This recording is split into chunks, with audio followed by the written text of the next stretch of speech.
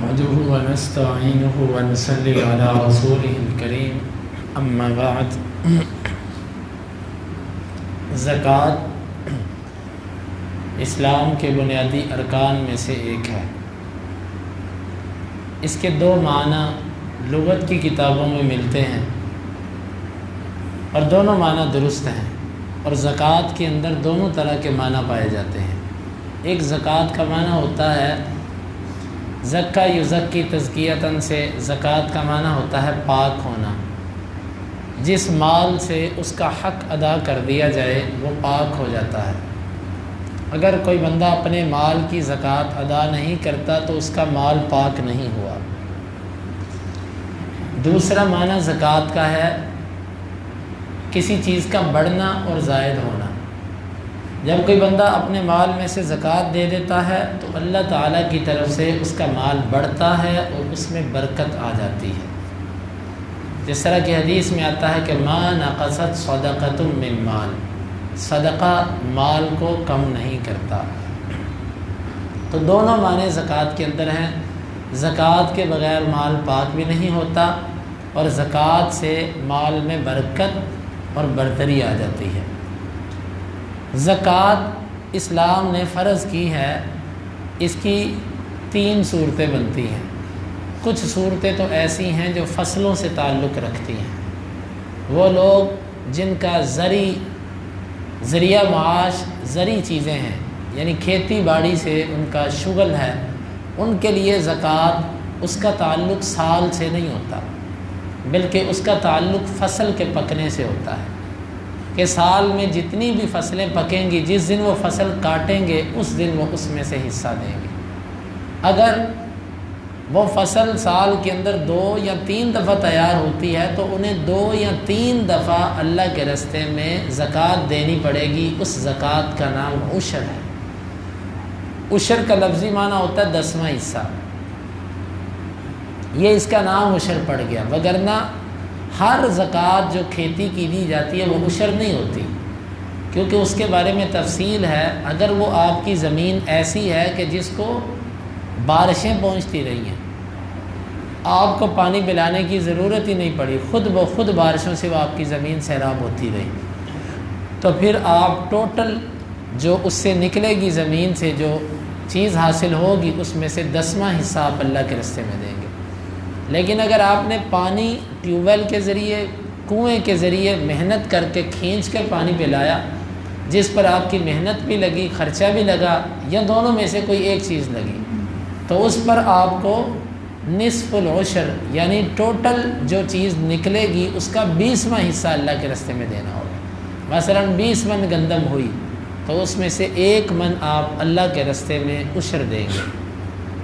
اگر آپ کی زمین ایسی تھی کہ جس میں اللہ تعالیٰ کی طرف سے بارشیں ہوتی رہیں، جب ضرورت پڑی پانی کی بارش ہوئی، آپ کو پانی پلانے پہ نہ محنت کرنی پڑی نہ آپ کو کوئی خرچہ کرنا پڑا، اس صورت میں آپ کو 2 من 20 من میں سے 2 من، کیونکہ 20 کا 10واں حصہ 2 من بنتا ہے، اور 20 من میں سے نصف العشر، عشر کا نصف یعنی کہ 20واں حصہ وہ 1 من بنتا ہے۔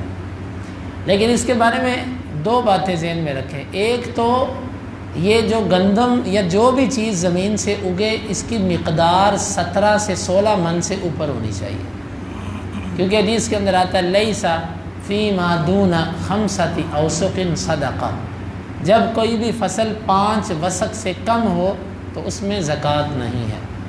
اگر آپ کی زمین 16 من سے کم اناج اگاتی ہے تو اس میں اللہ تعالیٰ نے آپ کو رخصت دی ہے، اللہ تعالیٰ کہتے ہیں کہ تم نے عشر دینا ہی نہیں۔ دوسری بات، عشر ان چیزوں میں ہے کہ جو چیزیں سٹور اور محفوظ ہو سکتی ہیں، ایسی چیزیں کہ جو 2 سے 3 دن بعد خراب ہو جائیں، مثال کے طور پہ سبزیاں یا اس سے تعلق رکھنے والی جو چیزیں ہوتی ہیں، ایسے نازک قسم کے جو پھل ہوتے ہیں، شریعت نے اس پر بھی آپ پر زکوٰۃ فرض نہیں کی۔ زکوٰۃ ان چیزوں میں بنتی ہے کہ جو چیزیں محفوظ ہو سکتی ہیں بغیر مصنوعی طریقوں کے۔ ویسے تو ان سٹورز کے ذریعے ہر چیز محفوظ ہو جاتی ہے، لیکن غیر مصنوعی طریقے سے یعنی قدرتی طور پر جو چیز محفوظ ہو سکتی ہے صرف اس میں ہے۔ لیس فی الخضروات صدقہ، ترمذی کی روایت ضرور ہے، ضعیف ہے، لیکن اہل علم کا تقریباً اس طرف میلان ہے۔ اس لیے علماء نے لکھا ہے کہ عام سبزیاں جو ہیں یا اس طرح کی چیزیں، اس میں عام طور پر بندہ اللہ کے راستے میں صدقہ دے دے، وہ اس کے لیے بہتر ہے۔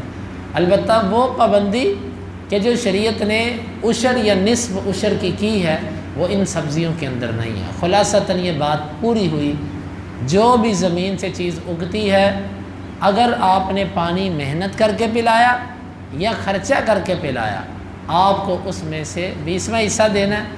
اگر بغیر آپ کے محنت اور خرچے کے پانی ملا تو اس میں سے 10واں حصہ دینا ہے، لیکن شرط یہ ہے کہ وہ آپ کی فصل 16 سے 17 من سے زیادہ ہونی چاہیے۔ اس سے کم فصل ہے تو اس کے اوپر آپ کا عشر نہیں بنتا۔ دوسری صورت بن جاتی ہے جانوروں کی، تو جانوروں کے اندر بھی شریعت نے جو نصاب بیان کیا، میں تفصیل میں نہیں جاؤں گا کیونکہ آپ لوگوں کا اس سے تعلق نہیں ہے، تو خلاصتاً 3 قسم کے جانور ہیں، بکریاں ہیں یا اونٹ ہیں یا گائیں اور بھینسیں ہیں۔ ان سب کے اندر پہلی شرط یہ ہے کہ زکوٰۃ تب دینی ہے جب یہ چرنے والے ہوں، قدرتی چارہ چرتے ہیں۔ اگر آپ ان کو پٹھے خرید کر ڈالتے ہیں یا آپ اپنی زمین میں پہلے ان کے لیے پٹھے بیجتے ہیں، زمین کے اندر بوتے ہیں اور اس کی کٹائی کر کے اپنے ہی پٹھے ان کو کھلاتے ہیں، آپ پر زکوٰۃ نہیں ہے۔ شریعت یہ کہتی ہے کہ اگر آپ کے جانور قدرتی زمینوں سے جو چارہ اگتا ہے بارشوں کی وجہ سے یہ کھاتے ہیں تو پھر آپ کو زکوٰۃ دینی ہے۔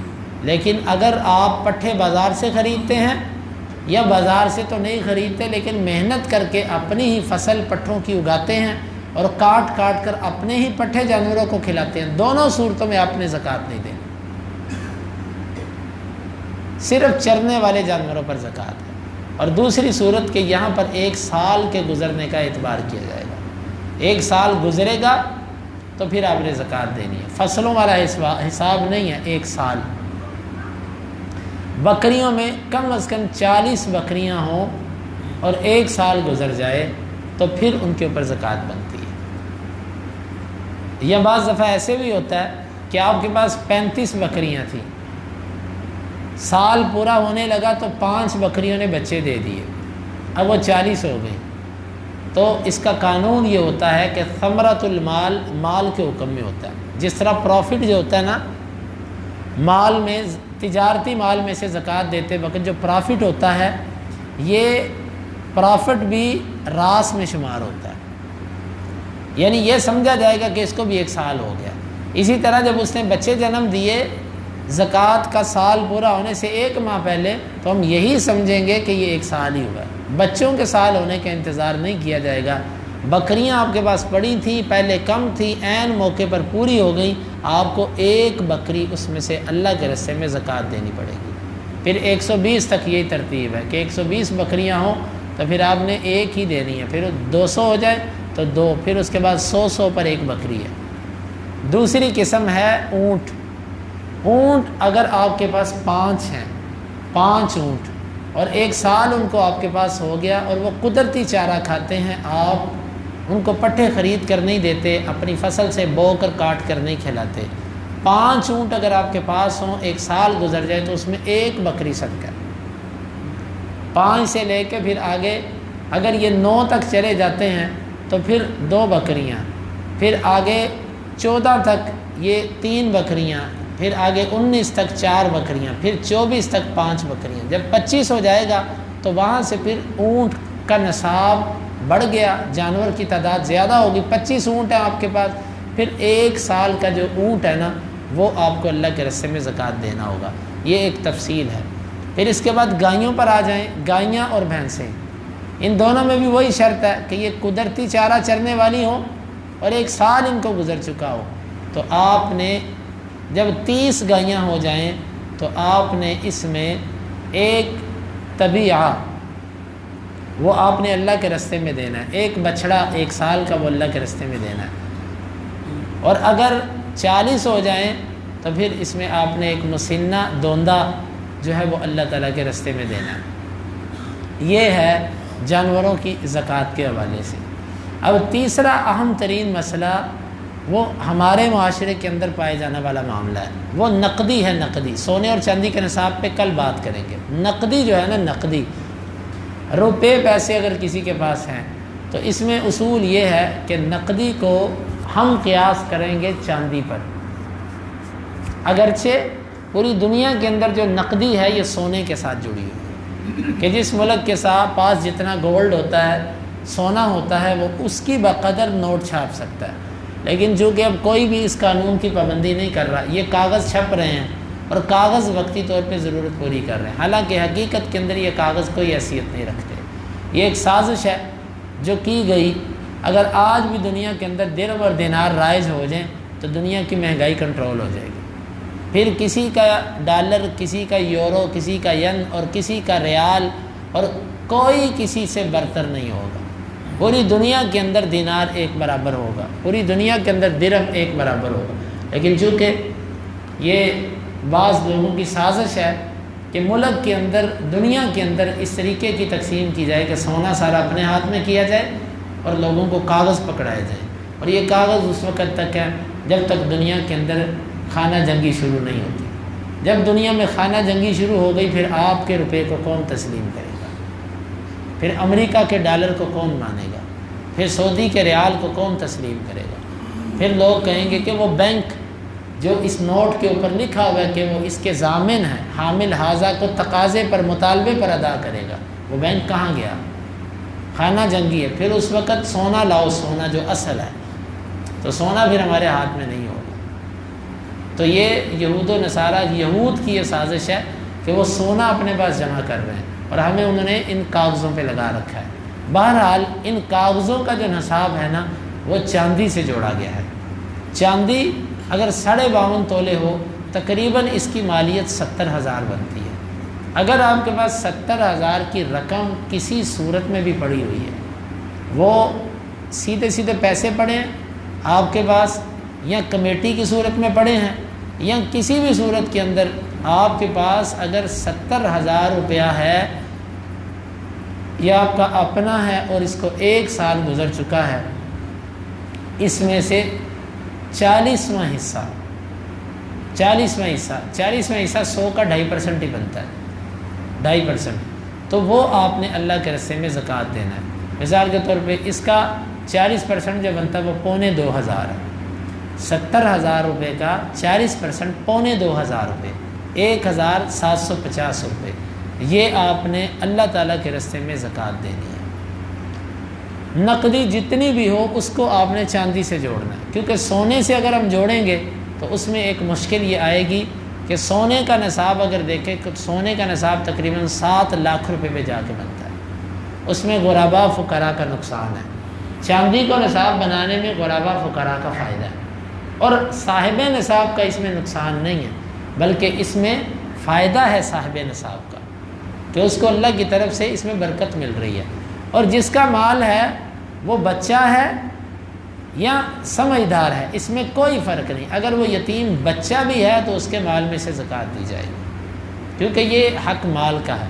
اور اسی طرح اگر وہ پاگل اور دیوانہ ہے، اس کے مال میں سے اس کے اولیاء، اس کے ورثاء، اس کے مال میں سے بھی زکوٰۃ دیں گے۔ جب تک کوئی مسلمان ہے، وہ بچہ ہو یا بڑا ہو، عقل مند ہو کہ بیوقوف ہو، جب تک وہ زندہ ہے اس کے مال میں سے زکوٰۃ دی جاتی رہے گی۔ یہ ہے شریعت نے زکوٰۃ کے بارے میں جو ہمیں اصول بتائے۔ اب سونے اور چاندی کا نصاب کیا ہے اور اس کی زکوٰۃ کس طریقے سے نکالی جائے گی انشاءاللہ العزیز، اور پھر اسی طرح سب سے اہم مسئلہ کہ مال تجارت جو ہے، تجارتی مال جو ہے، اس کی زکوٰۃ کیسے بنے گی، یہ اہم چیز ہے۔ اور اس کے ساتھ ساتھ کہ جو ملازم پیشہ لوگ ہوتے ہیں، ملازم طبقہ جو ہر ماہ تنخواہ لیتا ہے، لاکھ لیتا ہے، 1.5 لاکھ لیتا ہے، یہ خرچ کرتے ہیں، آیا کہ ان کے اوپر بھی کسی صورت میں زکوٰۃ آتی ہے کہ نہیں آتی؟ پھر آپ نے جو کمیٹیاں ڈال رکھی ہیں، پھر آپ نے جو پلاٹ لے رکھے ہیں، اس میں سے کچھ رقم جا چکی ہے، کچھ باقی ہے۔ پھر اسی طرح جو مشینری ہے، جو گاڑیاں ہیں، گھر ہیں جو لیے جاتے ہیں، جو پراپرٹی خریدی جاتی ہے، دکانیں خریدی جاتی ہیں، مکانات لے کر کرائے پر دیے جاتے ہیں، ان سب صورتوں میں زکوٰۃ بنتی ہے کہ نہیں بنتی؟ یہ انشاءاللہ ہم اپنے تقریباً 2 درسوں کے اندر اس کو سمیٹنے کی کوشش کریں گے۔ اللہ تعالی ہمیں سمجھنے کی اور عمل کی توفیق عطا فرمائے۔ آمین۔